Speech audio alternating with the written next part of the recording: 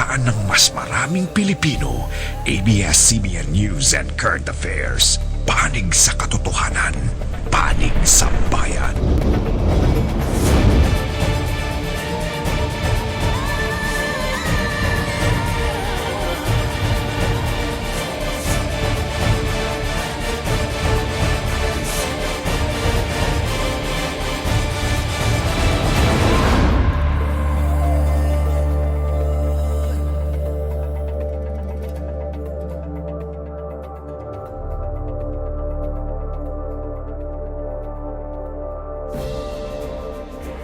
Matag komunidad, may ginatubang nga suliran. Apan, way problemang masulbad kung dili kini aksyonan. Busa, aniyang programang Barangay Patrol aron mo alagad kaninyo. Kining inyong kapitan, Randy Caniedo.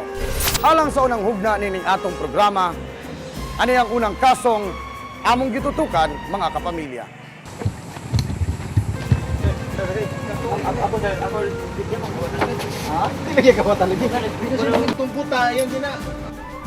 Kini si Edgar Magallanes alias Ogag, naputos kini sa bunog.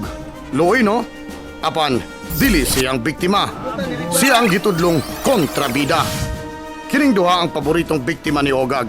Ang magtiayong Napoleon ug Luminda Ligaspino, magtiayong Dunay Apan, sanglit, pulos sila mga buta. Salamat kayo sa inyong pag-iguban. Dali sa programa po, Barangay 296. Kining inyong alagad sa unang gidangop sa magtiayong Ligaspino ang ilang mulo sa programang Barangay 296 sa DXAB Radio Patrol. Diin gisaysay niini ang ilang pait nga kasinatian sa mga kamot ni Ogag. Sumbong sa magtiayon, wa ko na higayong ginapalabay si Ogag nga kung di man sila pasipadan, ginapakawawan, ginabiyay-biyay, ginahulga o ginakilkilan pa sila niini. Walay gidapat sa kuha. Ang iya lang gisulti nga gibaharan ng ko, baharan ng ako o iyang pamilya. Pumatyon mi diha, nya ang mga bata pabangagan ng ilabay sa dagat. Nya na ako nya singgitan ko nga si Minda buta, nap buta.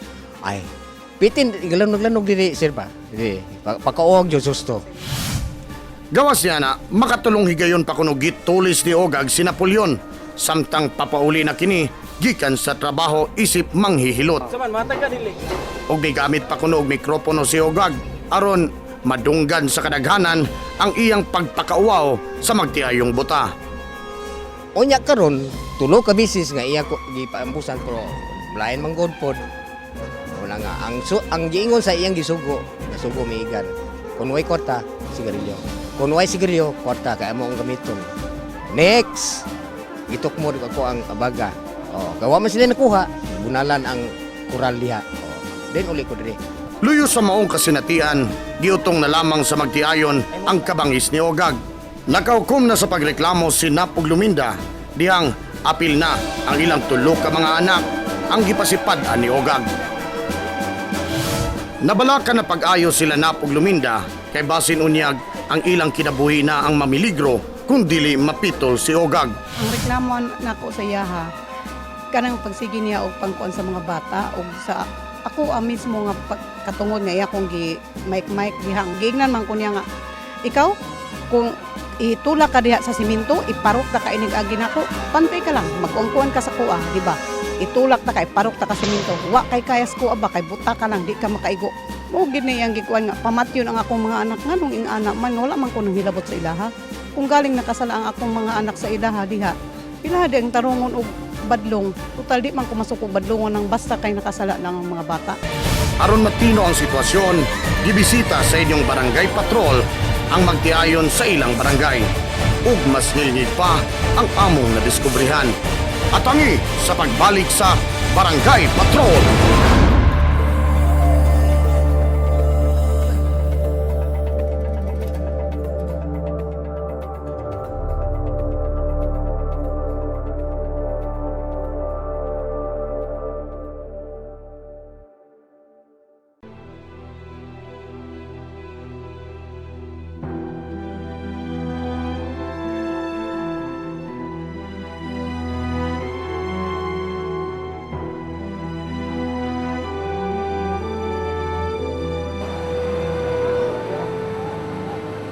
Hunyo 29 na sinati sa Davao City ang grabing baha.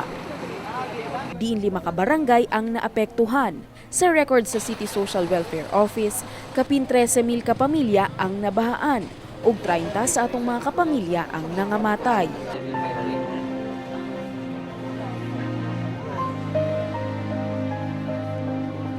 Apan, daling miaksyon ng mga kapamilya Dabawenyo, pinaagi sa sagip kapamilya. Diin mibuhos ang mga hinabang para sa mga nabahaan.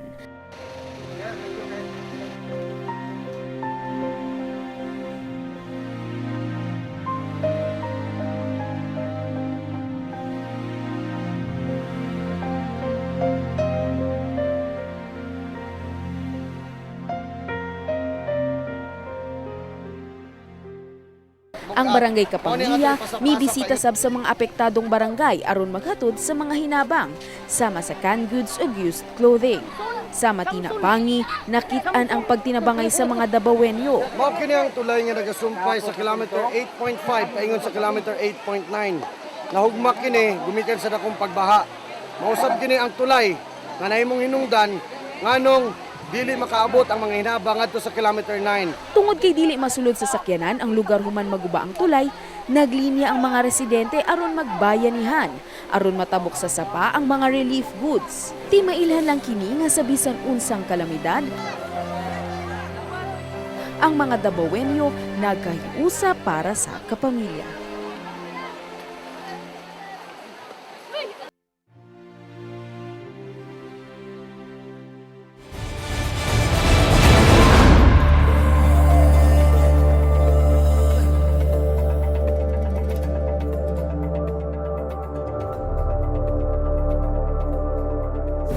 Kaganiha sa Barangay Patrol. Midangob sa ABS-CBN ang usa ka magtiayong buta aron isumbong ang pagpangabuso kanila sa ilang silingan nga si Edgar Magallanes alias Ogag.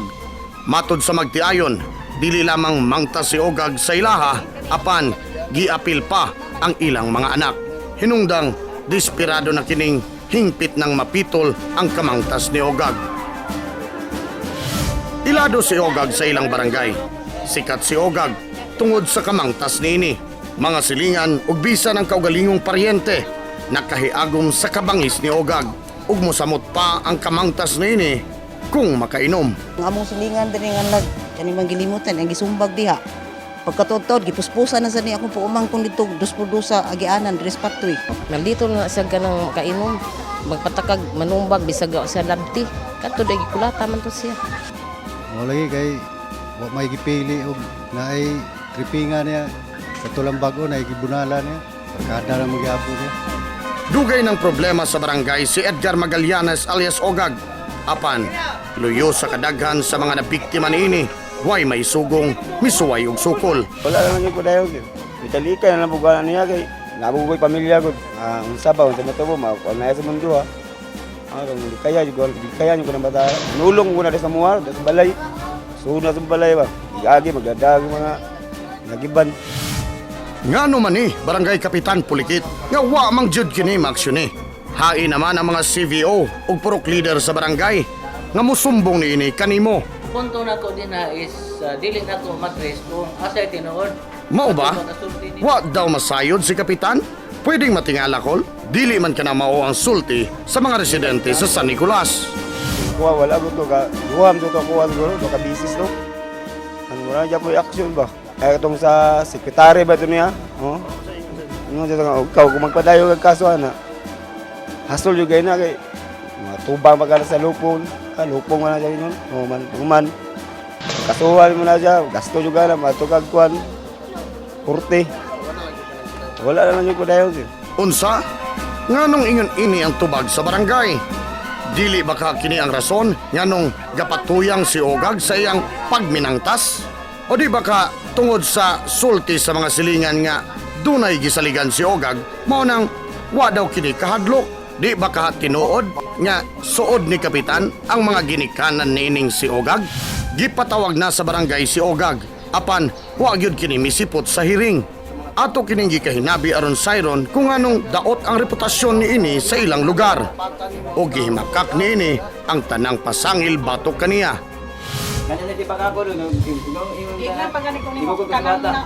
ug iya pang gibaliktad ang magtiayong buta nga nangangkusar kaniya. Sanglit, unsaon man kuno niini pagpamatuod sa maong pasangil nga mga buta man sila. Yung basang jatangan. Wala nga tanay, promise nila. Yung wala nga tanay. Mama ka nagabi-ibay ko ng tungin sa'yo. Mo lagi ato sa barangay. Ato lagi sa barangay lagi. Hugas, malimpyo. Kada alas 7 na naguli ya. Kasi pag alas 6 na naguli mga gusto mo sa ba. Mo lagi ato sa Kaya ako barangay. nagbasa-basa ra magbibiya diri. Bisan ang inahan ini, nangayo na sa pakitabang sa barangay aron mapitol ang kamangtas sa anak. Katong gihilabta na sila ato pa man tong kuan buwan sa Mayo ba to Abril. Bug man gud si ato sir. Kuan gani ako unta na siyang iparehab. Nag-drug siya. Wala. Murag na daot siya sa inom. Mao ka kini ang rason nganong ugag ang tawag kaniya.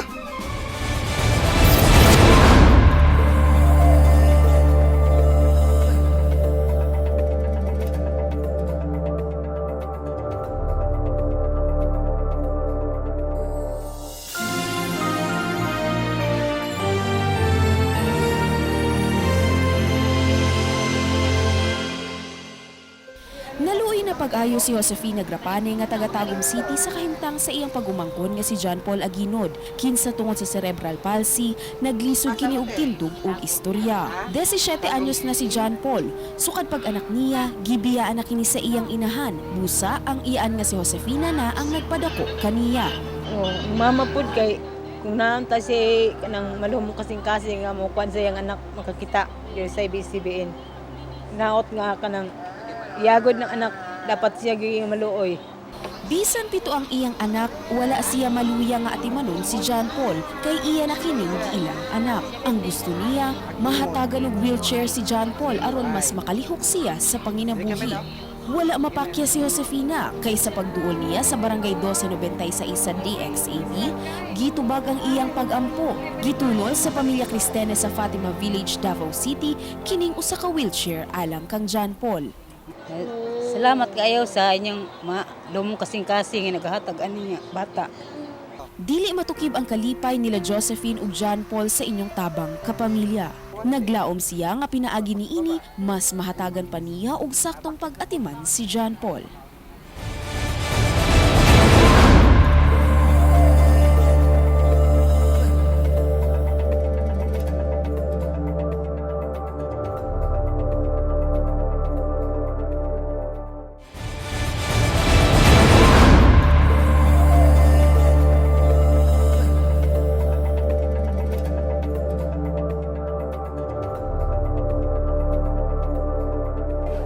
Kaganiha sa Barangay Patrol. Dagan pa sa mga residente ang mitugan sa Barangay Patrol nga nakasinati sila sa kabangis ni Edgar Magallanes alias Ogag. Ug bisan ang inahan ini, mireklamo sab. Apan gihimakak ni Ogag ang tanang pasangil. Lakip si Barangay Kapitan Pulikit, hugas kamoto sab. Ug mingong wa kini masayod sa mga reklamo batok kang Ogag. Isayod sa Barangay Patrol ang mga posibleng rason sa kinaiya ug binuhatan ni Ogag. Pinaagi sa mga eksperto sa human behavior. Pwede rin ang kanyang bullying ay resulta ng behavior niya na hindi na-check ng kanyang magulang. Alcohol ay maaring palakasin pa ang loob mo, no? So, kung meron ka ng balak na ganito para lalong malakas ang loob mo, iinom ka at ang epekto nun ay gagawin mo ng lalong mas malaki ang damage na magagawa dahil sa lasing ka na eh. Apan sumala sa grupo sa mga tigpanalipod sa katungod sa mga differently abled person. May silot ang si bisan kinsang magpasipala o bisan kadtong nagtamay sa mga taong dunay apan sa lawas. Actually, ang violation niya na kasite sa Republic Act 9442 were the first offense a fine of not less than 50,000 but not more than 100,000 plus or imprisonment of not less than 6 months but not more than 2 years for the first offense or both at the discretion of the court. Gani din sa syudad, ginaduso mismo ni Vice Mayor Rodrigo Duterte nganha sa konseho ang Anti-Discrimination Ordinance nga magprotekta sa katungod sa matag individual, labi na sa mga lumad o kadtong dunay mga apan sa lawas. What I'm trying to say is, daog-daog di mo isig ka tao. You are being oppressive. So kitang tanan rin, we stand against oppression. Ako di ko gustong daog-daog. Edgar Magallanes sa Dumalag. Og tinuod ni Undangana. Kag sunod ni mong daog-daogon, ako na. Dihang nakaamgo ang mga residente sa San Nicolas nga doon na sila ay kabilinggan sa pagsulbad sa ilang suliran labot sa mangtas nga silingan nakat-on kini sa pagsukol. Gani, niadtong Hunyo 29, gitabangan og kulata sa mga silingan si Ogag. Humang nagmaoy kini dihang gibaligya ang tinapok nga binuga sa inahan o gipalit og tuba. Og dihang nahubog, gihagit og sinumbagay ang natulog nga si Orly Manggilimutan. May resulta kini sa iyang pagkapriso tungod sa mga reklamo sa iyang pagpangabuso. Human sa mga panghitabo, nipasalig si Barangay Kapitan Jimmy Pulikit nga pabantayan na si Ogag aron dili na kini makapasakit sa uban. Samtang mihangyo ang iyang inahan nga pasayloon na lamang ang anak ug ila na lang papahawaon sa lugar. Daghang problema sa komunidad nga magpabiling walay solusyon kundi kamo aksyon. Kapamilya, hinumdumi kanunay sa imong problema sa barangay, ayaw pagpanuko og duol sa barangay patrol. Hangtod sa sunod Sabado, ako si Randy Cañedo.